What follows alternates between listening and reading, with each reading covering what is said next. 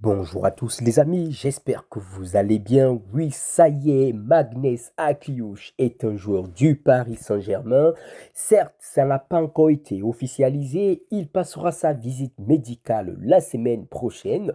Dans cette vidéo, on va voir comment cette pépite monégasque, comment cet international français va apporter, surtout va être utilisé par Luis Enrique.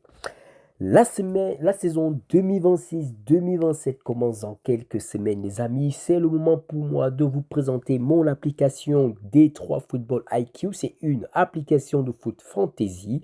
Allez-y déjà créer votre compte et surtout faites déjà votre mercato parce que la saison manager commencera au même moment que les saisons de club.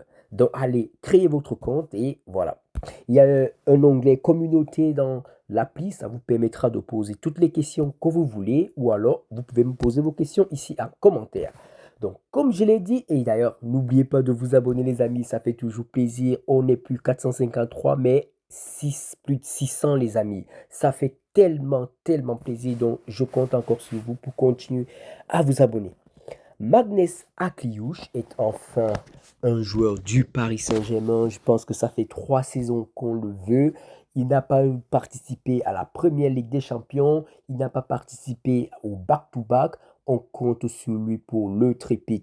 Dans cette vidéo, je ne vais pas trop parler du départ potentiel de Bradley Barcola, mais on sait très bien que Magnès Akliouche a été acheté pour pallier au départ de Tanguy Lee et pourtant, en termes de potentiel, on conviendra tous de dire qu'il a énormément de potentiel. C'est un joueur qui est Luis Enrique full compatible. Il est capable d'être ailier gauche, pardon, ailier droit étant gaucher. Il est capable de jouer milieu droit. Il est capable aussi d'être ce numéro 10. Il est capable d'être aussi ce faux numéro 9. Bref, je pense qu'avec Luis Enrique, ce diamant brut va être tellement bien poli et ça va faire énormément de bien aussi même à sa carrière. Parce qu'avec l'arrivée de Zinedine Zidane du côté de l'équipe de France, c'était important pour lui d'aller dans un club qui lui permettrait de rester, de continuer à être appelé en équipe de France. Et quand tu viens aujourd'hui au Paris Saint-Germain, le plus grand club du monde, sachant que le coach, s'il te fait venir, il ne va pas te faire banquer, c'est minimum 40 matchs dans la saison si tu n'es pas blessé. Parce que quand on parle souvent du turnover au Paris Saint-Germain, on oublie que même le 12e, 13e homme, il joue en moyenne 30 à 40 matchs par saison. C'est exceptionnel. On ne voit pas ça dans d'autres clubs. Il y aura beaucoup de matchs où il sera titulaire. Donc oui, je pense qu'il a fait un bon choix de venir au Paris Saint-Germain et en plus être sous les ordres de Luis Enrique. Il n'y a vraiment pas mieux. Il a 24 ans. Pour certains, ils disent qu'il ne vaut plus ce prix, qu'il est trop cher pour son âge. Mais les gars, parfois j'ai l'impression que quand on doit recruter un joueur français, on le trouve presque toujours pas bon. Parce que si on mettait ces 50 euros dans un joueur, sur un joueur qu'on ne connaît pas, on serait dit, oui, la hype, on est hypé. Et pourtant, Akliouche, c'est le seul joueur monégasque, pas le seul, mais quand on repense en fait à la double confrontation la saison dernière en Ligue des Champions, il nous a fait beaucoup de mal.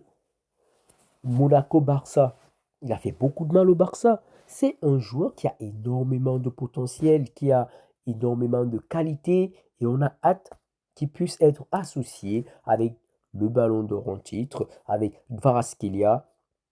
Parfois, on aura un trio d'attaque Dembélé, Kvara, Akliouche. Parfois, il va supplier certains d'entre eux. Bref, on sait très bien qu'avec Luis Enrique, les postes ne sont pas figés et même quand tu entres au cours d'un match pour te retrouver en train de jouer deux, trois postes en même temps. C'est ça qu'on appelle un joueur Luis Enrique compatible. C'est pour ça que je suis très très très heureux qu'il arrive. Depuis la saison dernière, depuis le mercato dernier, je fais des vidéos sur Magnès Akliouche au Paris Saint-Germain. Vous ne pouvez pas savoir à quel point aujourd'hui, quand j'ai lu le Here We Go de Fabrizio Romano, j'étais super content. Enfin, et en plus,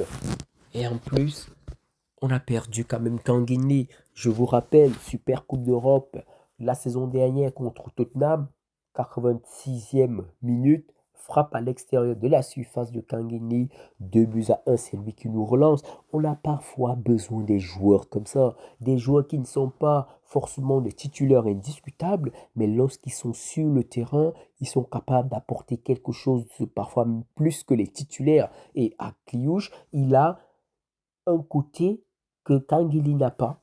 Akliouche, c'est un meneur de jeu. On l'a déjà vu à l'AS Monaco. On l'a déjà vu être capable de distiller de très très bonnes passes. Et le plus important, c'est qu'il est gaucher. On a un déficit d'attaquants gauche au Paris Saint-Germain. On dirait que tous sont droitiers, bah, sauf Dembélé qui est ambidestre. Et c'est un gros plus, on le sait très bien. Donc, je suis très hypé. Malheureusement, il est français.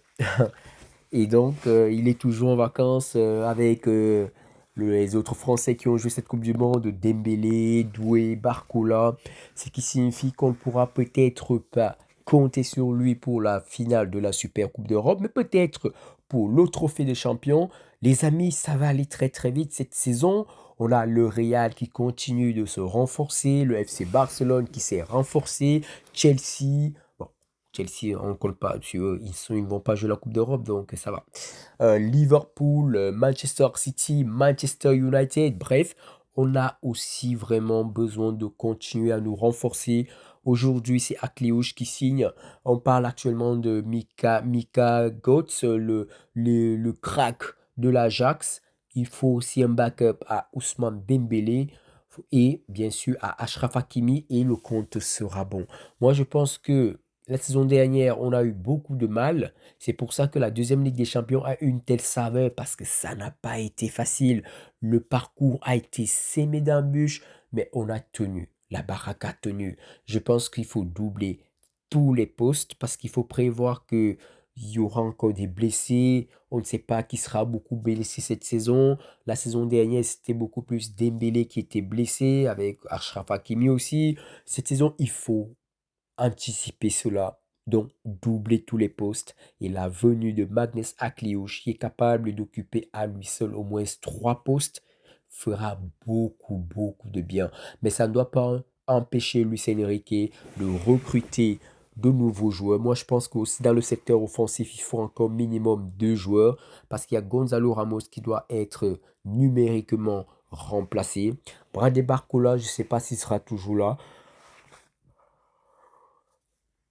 Mais que Bradley Barcola soit là ou pas, il faut un backup à Kvaratskhelia. Et après, on sait très bien que Doué peut être le backup de Kvaratskhelia parce que Doué peut aussi jouer à gauche et Magnus Akliouche à droite. Parfois, Doué peut même jouer au milieu de terrain, mais on a Drew Fernandez On est l'outil.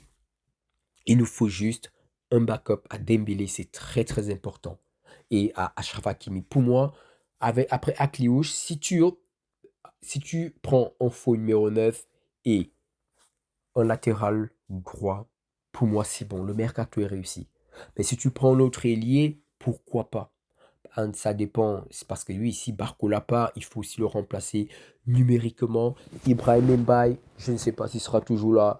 Si ça se trouve, peut-être Mayoulou sera le backup de Dembélé. Pourquoi pas? On l'a vu qu'il a beaucoup de qualité dans des matchs importants. Il a parfois répondu présent. Dans tous les cas, on va faire confiance à Luis Enrique et Luis Campos. Et moi, je vous fais confiance pour vous abonner. Merci les amis.